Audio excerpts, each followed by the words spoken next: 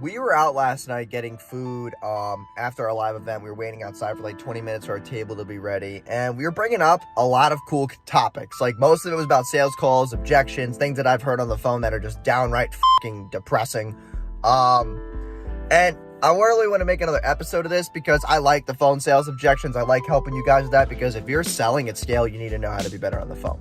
And a lot of people know me because of how good I am on the phone. And I want to go over another objection today.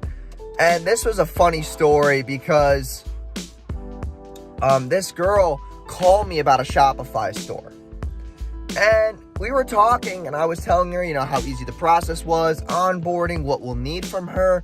And you outline everything step by step on how you're going to take them on this roadmap to their end goal.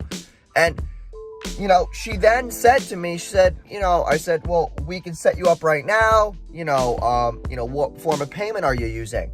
And I got the, I left my card at home, line. And I asked her, I said, where are you right now?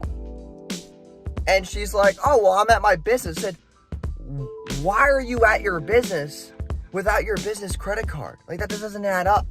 She's like, oh, well, when I charge a supplier, when the supplier charges me, I usually do that at home.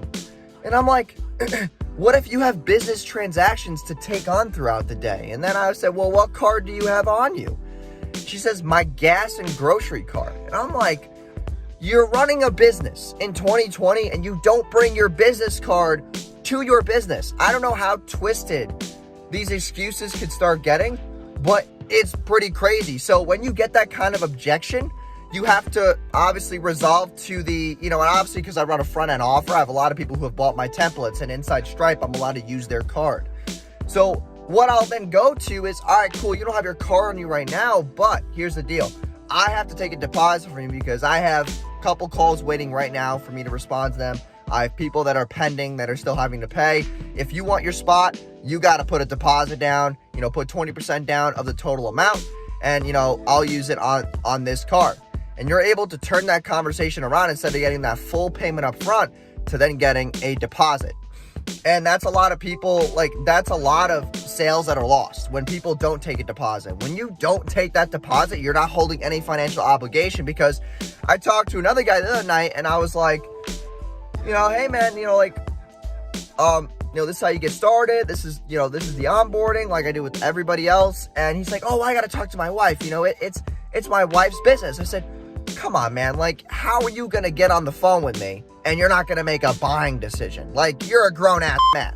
I'm pretty sure your wife's going to be proud of you if you're the one who set up the call for your wife.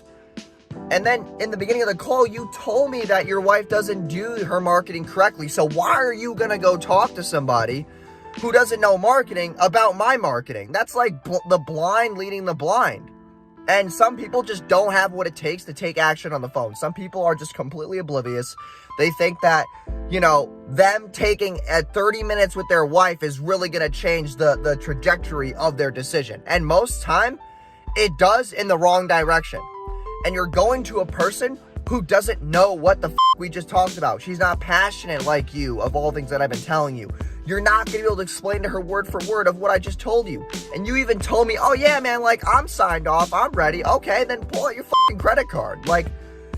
It's astonishing to me at the people who will lose great opportunities because they get a credit card and they hold it. A credit card was meant to swipe. It was not meant to just hold on to that shit. So when you're working with people, you're going to realize who's a real buyer and who's not. And if you're going through hoops and you're jumping through hoops for a buyer and they eventually take their credit card, odds are that's a bad customer because it took you 3 to 4 tries of a follow-up to get them to buy.